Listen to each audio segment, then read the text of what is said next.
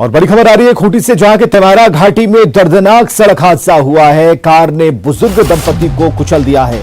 पति की मौके पर मौत हो गई है, पत्नी घायल बताई जा रही है। तो खूंटी के तेमारा घाटी में एक गंभीर हादसा, बड़ी दुर्घटना, जहां कार ने बुजुर्ग दंपति को कुचल दिया है। पति की मौत हो गई है, पत्नी घायल है।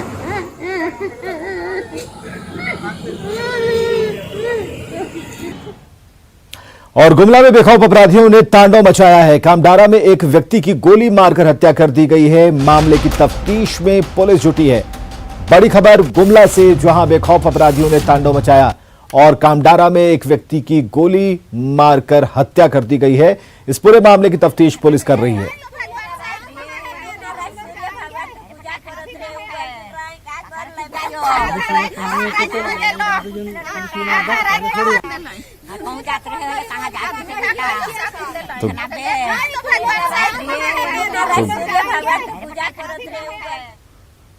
नक्सलियों के खिलाफ झारखंड पुलिस को बड़ी कामयाबी मिली है। बोकारो के जगेश्वर विहार थाना क्षेत्र से माओवादी का जोनल कमांडर छोटू मांझी उर्फ निशिकांत को गिरफ्तार किया गया। उसकी निशानदेही पर दुमका के मसलिया और शिकारीपाड़ा थाना क्षेत्रों से हथियारों का जखीरा बरामद किया गया है। गिरफ्तार नक्सली पर 5 लाख का इनाम घोषित था। इसके साथ ही 50 से ज्यादा मामलों में इसकी तलाश भी थी। गिरफ्तार नक्सली बोकारो के जगेश्वर विहार थाना क्षेत्र के टूटी झरना गांव का रहने वाला है और फिलहाल वो घर आया हुआ था। इसी दौरान पुलिस ने उसे धर दबोचा। मांझी उर्फ सरदेव मांझी उर्फ निशिकांत गिरफ्तारी के बाद, जगेश्वर विहार से गिरफ्तारी के बाद जब उससे डिटेल में पूछताछ की गई तो उसने स्वीकार किया कि सब मिला के वो लगभग 50 केसों में वांटेड है, बोकारो में और दुमका में। शिकारीपाड़ा एवं मसलिया में छापामारी की गई, जिसके अंतर्गत जो है 6 वेपन्स हम बरामद किए हैं और साथ साथ कई राउंड एम्यूनिशन है और डेटोनेटर्स हैं। तो कुछ भी किया जा सकता है, दस्ता चलने के लिए इतना हथियार पर्याप्त होता है। तो एक ढंग से अगर कहा जाए तो इस इलाके में जो एक दस्ता चला सकने को सक्षम हथियार और एम्यूनिशन थे तो उनके हाथ से निकल गया है। और अगली खबर है बोकारो से, जहां बालू माफिया के खिलाफ कार्रवाई की गई है। दामोदर नदी घाटी पर प्रशासन की छापेमारी, कई बालू लदे ट्रैक्टर जब्त किए गए हैं। बालू माफियाओं में हड़कंप मच गया है। इस वक्त की बड़ी खबर हम आपको बता रहे हैं, कई बालू लदे ट्रैक्टर जब्त किए गए हैं। बालू माफियाओं में हड़कंप है, तो बालू माफिया के खिलाफ एक बड़ी कार्रवाई की गई है दामोदर नदी घाट पर, जहां प्रशासन ने छापेमारी की और कई बालू लदे ट्रैक्टर जब्त किए गए हैं। और हजारीबाग में जेपीसी के एरिया कमांडर पुरुषोत्तम गंजू समेत 5 उग्रवादियों को गिरफ्तार किया गया है, जिसके पास से हथियार बरामद किए गए। इन सभी का आपराधिक इतिहास है। पुरुषोत्तम गंजू पर बड़कागांव, कटकम सांडी, सरिया, टंडवा समेत कई थाना क्षेत्रों में दर्जनों मामले दर्ज हैं। पुलिस की माने तो पुरुषोत्तम गंजू जेपीसी का एरिया कमांडर था और कंपनियों और ठेकेदारों से लेवी वसूलने का काम करता था। इसका अमन साव गिरोह से भी लिंक बताया जा रहा है। देसी कटर 2 पीस बरामद हुए हैं, एक देसी पीजी बंदूक बरामद हुआ है और बाकी राउंड बरामद हुए 9 mm का और 7.62 और 6.5 का राउंड बरामद हुए हैं।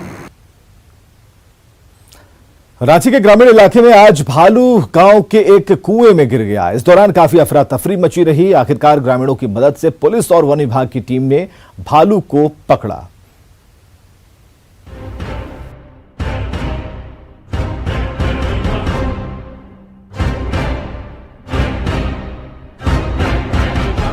राजधानी रांची का नगड़ी इलाका और कुएं की ये तस्वीरें।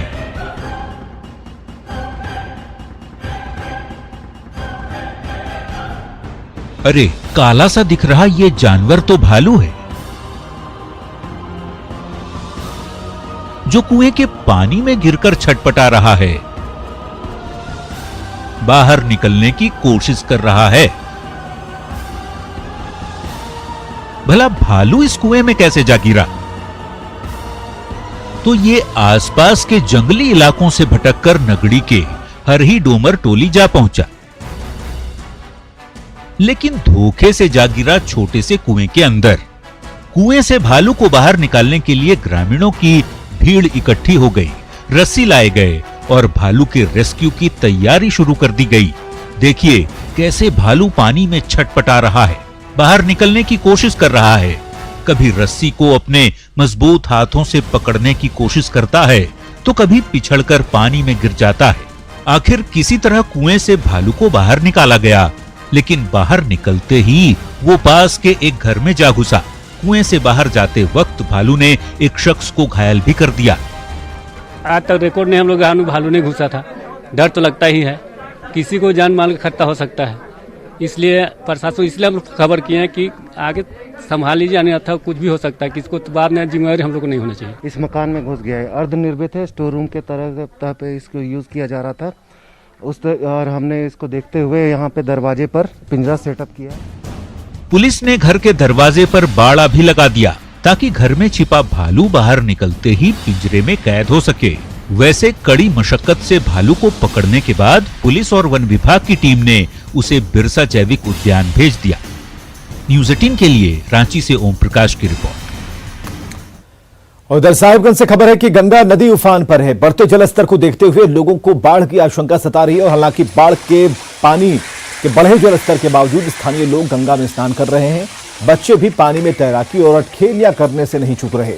गंगा के तेज बहाव की वजह से कभी भी कोई बड़ी घटना घट सकती है और इस खतरे को जानते समझते हुए बच्चे पानी में जाने से परहेज नहीं कर रहे। प्रशासन की तरफ से लोगों से अपील की जा रही है कि वो घाटों से दूर रहें। प्रशासन ने सामाजिक कार्यकर्ताओं से अपील की है कि वो लोगों को समझाएं।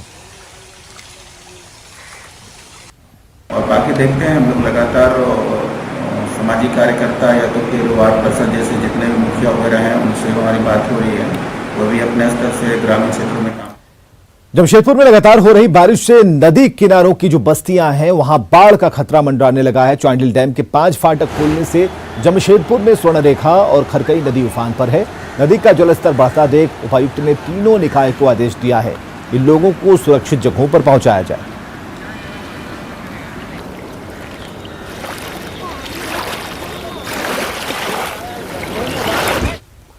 और बोकारो की चास पुलिस ने लोहे लदे ट्रक को गायब करने के मामले का खुलासा किया। चास पुलिस ने रांची के रातू से ट्रक को बरामद कर लिया है, जबकि बिहार के रोहतास से लोहे की चादर को बरामद किया गया। इस मामले में ट्रक के ड्राइवर और चोरी का लोहा खरीदने वाले को गिरफ्तार किया गया। 27 जुलाई को चास थाना क्षेत्र से करीब 24 मीट्रिक टन लोहा लेकर ट्रक रायपुर के लिए निकला था, लेकिन बीच में ही लोहे लदे ट्रक को गायब कर दिया गया था। रांची के रातू से प्राप्त किया गया। सर इसका मास्टरमाइंड अभी गिरफ्तार नहीं हुआ है, उसके गिरफ्तारी होने के बाद पता चलेगा कि कौन है। जहां तक इन लोगों का बयान है, इनके अनुसार मास्टरमाइंड वही। और बात करते हैं कोरोना की, तो झारखंड में कोरोना का वार लगातार जारी है। सूबे में पिछले 24 घंटों के आंकड़ों पर अगर गौर फरमाएं तो कुल 530 नए मरीज कोरोना पॉजिटिव मिले हैं। ऐसे में कुल मरीजों की जो संख्या है 18,156 पहुंच गई है। झारखंड में फिलहाल 8,981 कोरोना के एक्टिव केस हैं, जबकि 8,998 लोग अब तक कोरोना को मात दे चुके हैं। सूबे में कोरोना से अब तक 177 लोगों की मौत हो चुकी है। रिकवरी रेट की बात करें तो फिलहाल 49.38% रिकवरी रेट है। तो 24 घंटे में 530 नए मरीज कोरोना का अपडेट हम आपको बता रहे हैं। गढ़वा में 85, रांची में 71 मरीज मिले हैं। ये नया अपडेट हम आपको बता रहे हैं। 24 घंटे में 530 नए पॉजिटिव मरीजों की जो संख्या है जिलेवार तरीके से वो हम आपको बता रहे हैं। कुल मरीजों की संख्या 18,000 के पार कर चुकी है। राज्य में फिलहाल 8,981 एक्टिव केस हैं और 8,998 कोरोना मरीज अब तक स्वस्थ हो चुके हैं, जो रिकवरी रेट बेहतर है। घंटे में झारखंड में कोरोना के 530 नए केस मिलने के साथ ही राज्य में कोरोना पॉजिटिव की संख्या 18,156 हो गई है। अगर बात करें एक्टिव केस की तो राज्य में अभी 8,900 कोरोना के एक्टिव केस हैं, जिसमें सबसे ज्यादा 2,062 की संख्या रांची में है, जबकि जमशेदपुर में 1,856 कोरोना के एक्टिव केस हैं। सबसे बड़ी बात यह है कि राज्य में बड़ी संख्या में कोरोना पॉजिटिव ठीक हो रहे हैं, जिसकी वजह से राज्य में एक एक्टिव केस की जो संख्या है वह घटी है और साथ साथ जो रिकवरी रेट है राज्य में वो बढ़ा है। अगर हम बात करें रिकवरी रेट का तो एक समय में राज्य में कोरोना का रिकवरी रेट 35% तक था, जो कि अब बढ़कर 49.38% हो गया है। बड़ी संख्या में जो मरीज हैं वो ठीक हो रहे हैं, लेकिन अभी भी सावधान होने की जरूरत इसलिए है कि राज्य में संक्रमण है वो लगातार अपना फैलाव कर रहा है, फैल रहा है। हर दिन बड़ी संख्या में राज्य के अलग अलग जिलों से से कोरोना के मरीज मिल रहे हैं, इसलिए सजग रहें, सावधान रहें और कोरोना को परास्त करें। कैमरामैन संजय के साथ उपेंद्र, न्यूज 18 रांची। और मुख्यमंत्री हेमंत सोरेन का आज जन्मदिन है। वैसे कोरोना संक्रमण को देखते हुए सीएम आवास पर बिल्कुल खामोशी है। सोशल मीडिया पर सीएम को बधाई और शुभकामना देने का दौर जारी है। सीएम आवास के बाहर से जानकारी दे रहे हैं हमारे सहयोगी संजय कुमार सिन्हा। मुख्यमंत्री हेमंत सोरेन का आज जन्मदिन है। सीएम ने अपने जीवन के 45 साल पूरे कर लिए हैं और हम इस समय खड़े हैं सीएम आवास के बाहर में, जहां सीएम अपने परिवार के साथ मौजूद हैं। हालांकि संक्रमण को देखते हुए सीएम आवास के भीतर किसी को भी जाने की अनुमति नहीं दी जा रही है। जो भी लोग यहां पहुंच रहे हैं उन्हें बाहर से ही लौटा दिया जा रहा है। सोशल मीडिया पर जरूर सीएम को बधाई देने का, शुभकामना देने का जो दौर तेजी पर है। केंद्रीय मंत्री अर्जुन मुंडा ने भी सीएम को बधाई दी है, शुभकामनाएं दी हैं और उनके लंबे जीवन की कामना की है। शिक्षा मंत्री जगन्नाथ महतो ने कहा है कि संक्रमण के दौर में भी मुख्यमंत्री ने अपने आप को एक स्थापित नेता के तौर पर राज्य में लोगों के हृदय में अपने आप को स्थापित किया है। उम्मीद यही है कि संक्रमण से मिल रही इस चुनौती को सीएम अपने फैसले से छोटा साबित करेंगे और राज्य को विकास की दिशा में आगे ले जाएंगे। कैमरामैन शाहनवाज के साथ संजय कुमार सिन्हा, न्यूज 18 रांची। और बोकारो की चास पुलिस ने लोहे लदे ट्रक को गायब करने के मामले का खुलासा किया। चास पुलिस ने रांची के रातू से ट्रक को बरामद कर लिया, जबकि बिहार के रोहतास से लोहे के चदरे को बरामद किया गया। इस मामले में ट्रक के ड्राइवर और चोरी का लोहा खरीदने वाले गिरफ्तार किए जा चुके हैं। 27 जुलाई को चास थाना क्षेत्र से करीब 24 मीट्रिक टन लोहा लेकर ट्रक रायपुर के लिए निकला था, लेकिन बीच रास्ते में ही लोहे लदे ट्रक को गायब कर दिया गया था। ट्रक को रांची के रातू से प्राप्त किया गया। पैसा इसका मास्टरमाइंड अभी गिरफ्तार नहीं हुआ है। उसके गिरफ्तारी होने के बाद पता चलेगा कि कौन है। जहां तक इन लोगों का बयान है, इनके अनुसार मास्टरमाइंड वही है। और इंसानियत को शर्मसार कर देने वाली तस्वीर लोहरदगा से आई है, जहां शमशान घाट में एक नवजात को दरिंदों ने दफन कर दिया। गनीमत रही कि समय रहते नवजात को मिट्टी से बाहर निकाला गया। वारदात कुंडू थाना क्षेत्र के चंद लासो डैम के पास की है। बताया जा रहा है कि पास से गुजर रहे एक शख्स को बच्चे की रोने की आवाज सुनाई थी, जिसे आनन फानन में जमीन से बाहर निकाला गया। फिलहाल नवजात सुरक्षित है और लोगों ने बच्चे को बरामदगी होने की सूचना बाल कल्याण समिति को दी है। कुंडू थाना प्रभारी मामले की जांच कर रहे हैं। लगभग 10 बजे एक सूचना मिली कि एक बच्चा जो है चंदलासो गांव में, कुड़ू के प्रखंड के चंदलासो गांव में एक बच्चा प्राप्त हुआ है जो प्रत्यक्त अवस्था में है। हम लोगों ने तुरंत जो है इसकी खबर कुड़ू थाना प्रभारी से बात की इस संबंध में। उन्होंने बतलाया कि हम लोग घटनास्थल पर गए थे रात में ही और बच्चा स्वस्थ है और उसे एक महिला को रात भर के लिए सौंप दिया गया है। सुबह में इसको बाल कल्याण समिति या जो भी इसका प्रोसेस है वो किया जाएगा। हम लोग सुबह से ही इसमें लगकर बच्चे को अभी रेस्क्यू कर लिए हैं और बच्चे को सामुदायिक स्वास्थ्य केंद्र कुड़ू में प्राथमिक उपचार के लिए अभी भेजा गया है। रोजगार की तलाश में बाहर जाने वाले झारखंड के कामगारों को बिचौलियों से मुक्ति मिले, इसके लिए राज्य सरकार ने इस साल एक नायाब पहल की है। श्रम नियोजन एवं प्रशिक्षण विभाग ने निबंधन के बाद इन कामगारों को भेजा, जिसकी शुरुआत सीएम हेमंत सोरेन ने 13 जून को की थी।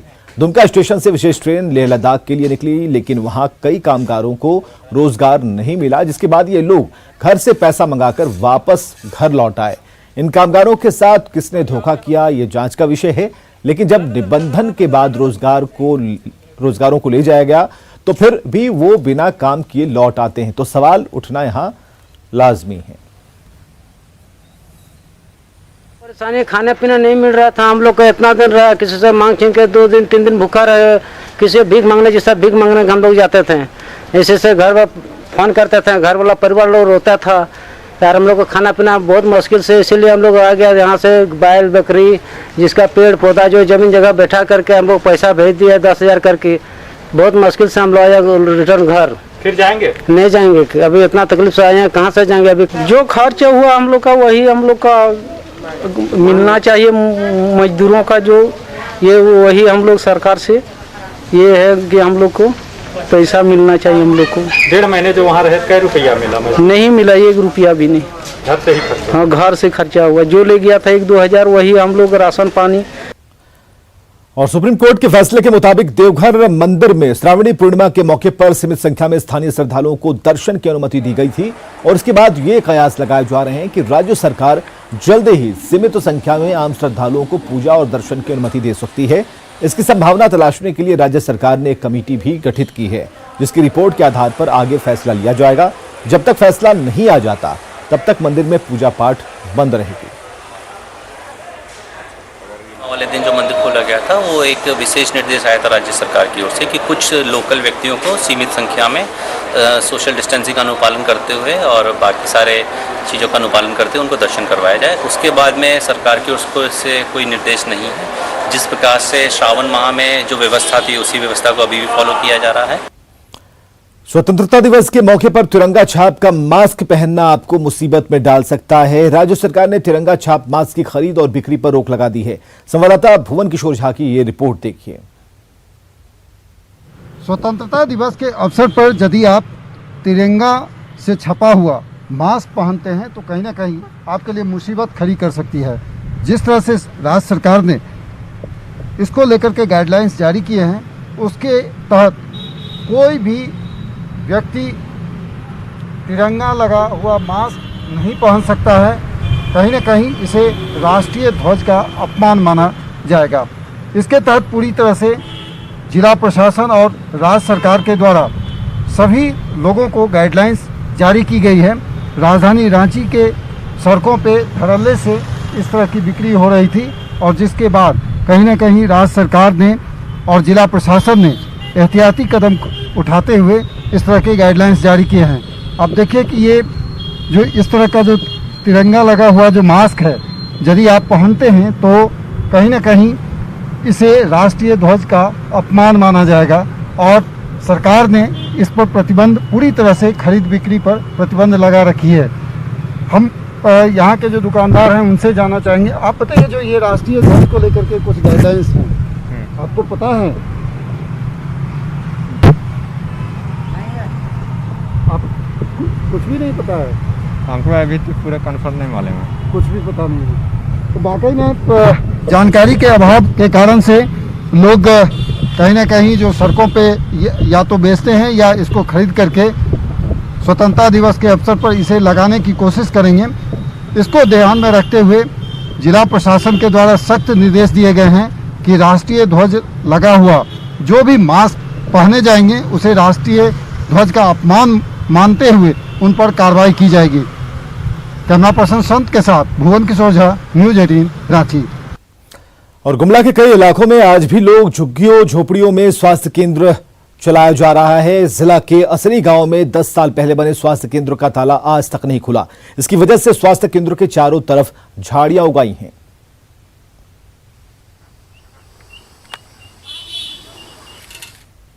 और खबरें लगातार जारी हैं, बने रहिए हमारे साथ।